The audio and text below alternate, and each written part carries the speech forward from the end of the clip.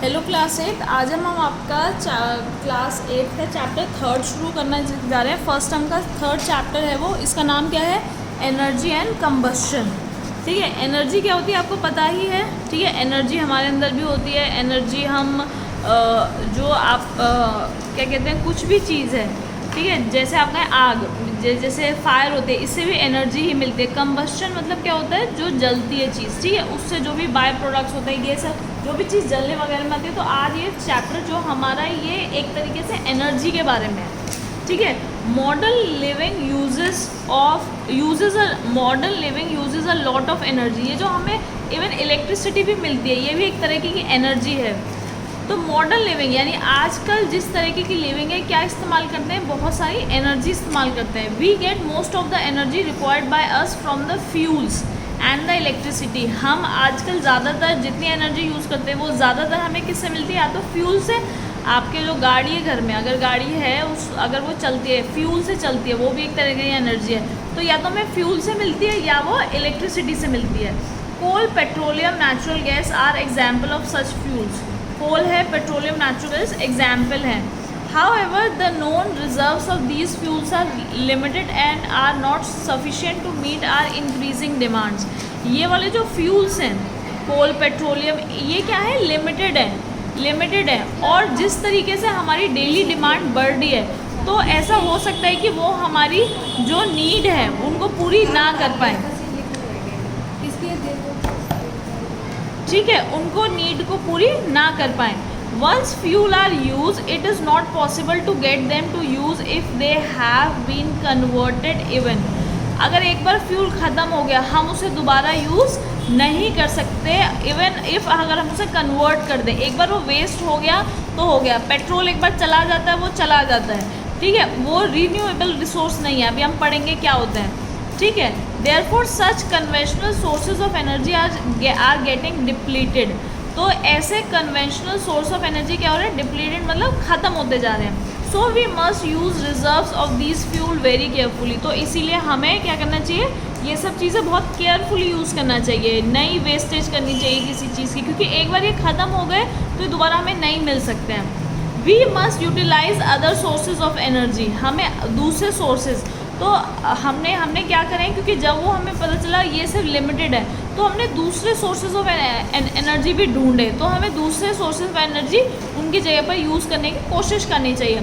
However, continuous attempts are being made to develop new और alternative sources of energy. क्या कर रहे हैं? रेगुलरली अटेम्प्ट्स किए जाते हैं कि नए सोर्सेज ऑफ एनर्जी बनाए जाएँ, ठीक है, जिससे हमारे जो रिजर्व में है वो वेस्ट ना हो ज़्यादा। Renewable and non renewable sources of energy क्या है ये? The process like the water cycle, जैसे वाटर साइकिल है, विंड है, टाइड्स हैं, बायोगैसेस। ठीक है, टाइड्स आपको पता है, बायोगैस जो होती है, मैं आपको बताती हूँ। जैसे हमें खाद, जैसे आप गांव वगैरह में जाएंगे ना, तो वहाँ पर एक बड़ा डम मतलब एक बड़ा गड्ढा किया जाता है। मैं आपको नेचुरल वे बताती हूँ बायोगैस बनाने का। तो उसमें ना बहुत सारा, जैसे काऊ की वेस्टेज, बफेलो की वेस्टेज जो होती है, उसमें डाल दी जाते हैं। बायोगैस का इन्वेंशन किया जाता है। तो ये तो हमें बार बार हम कर सकते हैं। ये ऐसा नहीं है कि ख़त्म हो जाएगा। Are part of our natural environment. ये सब जो चीज़ें हैं, ये हमारे नेचुरल एनवायरनमेंट का पार्ट है। ठीक है, ये मतलब हम प्रोसेस करके बना सकते हैं, लेकिन नेचुरली हमें ये सब चीज़ें मिलती है। वाटर साइकिल आपको पता है, पानी आता है, सूखता है, ऊपर चला जाता है, ये सब नेचुरल है। These are the example of sources of energy that come directly or indirectly from the sun. ये सब जो हैं डायरेक्टली और इनडायरेक्टली हमें सन से मिलते हैं। We use these resources by converting them to electrical energy or some other form. हम इनको कैसे यूज़ कर सकते हैं? कन्वर्ट करके इलेक्ट्रिकल एनर्जी में इस्तेमाल कर सकते हैं, या दूसरी फॉर्म्स भी हैं। As long as we continue to receive light and heat from the sun, these sources will be available to us whether directly or indirectly. जब तक हमें सन से लाइट मिल रही है, ये सारे सोर्सेज हमें मिलते रहेंगे। ठीक है, such overlasting sources are called renewable resources.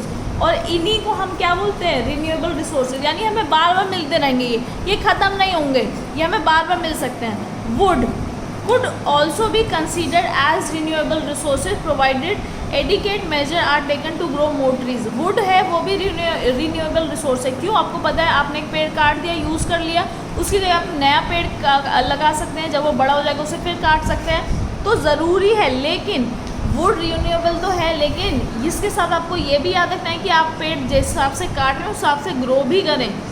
But these fuels that if once use will be available again and are called non renewable. The fuels, लेकिन जो फ्यूल्स हैं वो अगर हमने एक बार यूज़ कर लिए वो हमें दोबारा नहीं, यूज्ड जो कर लिए वो नहीं मिल सकता, तो उसे हम बोलते हैं non renewable. Sources like coal, kerosene, cooking gas that we use our domestic purposes are obtained through a series of processes that have taken place over million of years। ये जो कोल, केरोसिन, कुकिंग गैसेस हैं, ठीक है, ये हमें मिली है, कितने मिलियन ऑफ साल लगे इन्हें बनने में, ठीक है, तब ये जाकर हमें मिली है। Therefore we need to save them and use them judiciously. तो ज़रूरी है हमें उन्हें सेव करके रखना और उन्हें अच्छे से केयरफुली यूज़ करना। Burning and combustion, to utilize any fuel as an energy form we need to burn a fuel. हमें कोई भी अगर एनर्जी चाहिए किसी फ्यूल से, है ना, वो जलता है। आप कार में पेट्रोल डालते हैं वो भी तो जलता है, गाड़ी चलती है, ठीक है, आप गैस जलाते हैं वो भी जल रहा है। Then let be petrol in our car, let it be petrol. इन्होंने एग्जाम्पल दिए, जैसे पेट्रोल होता है हमारी कार में, कोल होता है फैक्ट्री में, और anything like that. This process of burning of fuel is called combustion. क्या? जो फ्यूल जो बर्न होता है उसको हम क्या बोलते हैं? Combustion. Usually during this process the substance combine with the oxygen present in the air to produce heat and light. जब ऐसा होता है, अक्सर क्या होता है कि ये जो सब्सटेंस होता है ऑक्सीजन, हमारे चारों तरफ ऑक्सीजन है, ऑक्सीजन के साथ मिलता है और क्या करता है? हीट और लाइट प्रोड्यूस करता है। आपने एक पेपर लिया, उसमें आग जलाया, क्या प्रोड्यूस होगा? एक तो अगर अंधेरा है तो लाइट हो जाएगी और क्या होगी? हीट भी निकलेगी। सर्दियों में देखा है ना, अगर बहुत ज़्यादा ठंड है आसपास लोग जला के बैठ जाते हैं। क्यों? क्योंकि उसमें से हीट निकलती है, गर्मी निकलती है। For example magnesium undergoes combustion is in presence of chlorine. एक एग्जाम्पल दिया है, जो मैग्नीशियम है वो कंबस्शन, उसका कंबस्शन होता है क्लोरीन की प्रेजेंस में। Combustion is in fact an oxidization process. बल्कि कंबस्शन क्या है? एक ऑक्सीडाइजेशन प्रोसेस है। ऑक्सीडाइजेशन प्रोसेस मतलब जिसमें ऑक्सीजन को ऐड किया जाता है। Combustible and non combustible substances. Do you know why water and sand are used to put out fires? आपको पता है कि वाटर को और सैंड को हम फायर को रोकने के लिए क्यों इस्तेमाल करते हैं? देखा ना आपने, कहीं आग लगी या तो लोग पानी फेंकते हैं या लोग सैंड फेंकते हैं। This is because water and sand can not be burn. Very important, क्योंकि पानी और सैंड को जलाया नहीं जा सकता। The substance can be broadly classified as combustible and non combustible. और ऐसी सब्सटेंस, दो तरीके से हम सब्सटेंसेस को डिफाइन करते हैं, कंबस्टिबल और नॉन कंबस्टिबल, डिपेंडिंग किस तरीके से कि वो जलती हैं या नहीं जलती। जैसे kerosene, would, LPG, paper, cloth, ये सब जल सकते हैं, ठीक है। किसके साथ? एयर और ऑक्सीजन के साथ जल के ये हीट और लाइट प्रोड्यूस करते हैं, इसलिए हम इनको क्या बोलते हैं? कंबस्टिबल। कंबस्टिबल वो जो जल सकते हैं। सब्सटेंसेस जैसे वाटर, ग्लास, सीमेंट, सैंड, ये जल नहीं सकते, ठीक है, एयर ऑक्सीजन के साथ मिलके जल नहीं सकते, तो हम इनको बोलते हैं non combustible. Supporter of combustion, क्या क्या सपोर्ट करता है कंबस्शन को? A substance which help in the combustion, a combustible substance is called supporter. ऐसी चीज़ जो कंबस्शन में हेल्प करती है, कंबस्शन मतलब जलने में, ऐसी कोई भी चीज़ जो जलने में हेल्प करती है उसे हम क्या बोलते हैं? Supporter of combustion. Oxygen and air are supporter of combustion. Air और ऑक्सीजन क्या है? सपोर्टर हैं, मतलब इन्हीं की प्रेजेंस में कंबस्शन होती है। Most fuel that we use, जैसे बहुत सारे फ्यूल हम यूज़ करते हैं, petrol, natural gas, methane, LPG, ये क्या है? कंपाउंड हैं। कंपाउंड मतलब इन्हीं से मिलके बनी है ये चीज़ें। किससे मिली है? हाइड्रोजन और कार्बन से मिलके बनी है ये सब चीज़ें। Compound of hydrogen and carbon are called hydrocarbon. और इन दोनों से मिलके जो भी बना है हाइड्रोजन और कार्बन से, उसे हम क्या बोलते हैं? Hydrocarbon. When such fuel burn the main product are, कुछ भी फ्यूल अगर जलता है तो ज़्यादातर प्रोडक्ट क्या निकलते हैं? या तो उसमें से कार्बन डाइऑक्साइड निकलती है या H2O वाटर निकलता है, ठीक है। ये कार्बन डाइऑक्साइड का फॉर्मूला है, ये वाटर का फॉर्मूला है। मीथेन प्लस ऑक्सीजन से हमें मिलता है कार्बन डाइऑक्साइड और वाटर। आगे आपके पास एक एक्टिविटी है, मैं एक बार रीड करके बता देती हूँ उसमें क्या दिया हुआ है, ठीक है। To prove the ignition temperature is necessary, इन्होंने ये बताया है कि एक इग्निशन टेम्परेचर ज़रूरी होता है कंबस्शन के लिए। Burn a piece of wood, एक पीस जलाइए वुड का। When it start burning properly, जब ये अच्छे से जलना स्टार्ट हो जाए उस पर कुछ वाटर डाल दीजिए।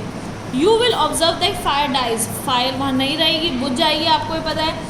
इट हैपन्स, क्यों हुआ ये? Because water absorbs a large amount of heat energy, क्योंकि पानी ने क्या है, बहुत सारी हीट अपने अंदर एब्जॉर्ब कर ली, और जिससे क्या हुआ, the temperature of the wood falls below it ignition temperature, दस द फायर डाइज। इससे क्या हुआ कि वुड का जो टेम्परेचर नीचे गिर गया और आग मर गई, डाइज, ठीक है। तो इससे क्या प्रूव हुआ है कि इग्निशन टेम्परेचर इज़ नेसेसरी, यानी एक पर्टिकुलर टेम्परेचर पे आने के बाद ही कोई चीज़ जल सकती है। जब तक वो उस टेम्परेचर पर, मैं आपको एग्जाम्पल देती हूँ, आप घर में चाय बनाते हैं, ठीक है, क्या वो गैस पे रखते ही उबलने लग जाती है? नहीं, वो एक पर्टिकुलर टेम्परेचर पे आएगी। अगर आपने बाहर ही दूध रखा था तो चाय जल्दी बन जाती है, आप फ्रिज से निकाल के रखेंगे तो चाय थोड़ा लेट बनेगी। क्यों? क्योंकि एक पर्टिकुलर टेम्परेचर चाहिए होता है हर किसी चीज़ को। तो ऐसे ही वुड को भी चाहिए, ये उन्होंने एक एक्टिविटी के साथ आपको समझाया, ठीक है। तो अभी हम यहीं तक बढ़ेंगे, बाकी हम नेक्स्ट क्लास में कंटिन्यू करेंगे।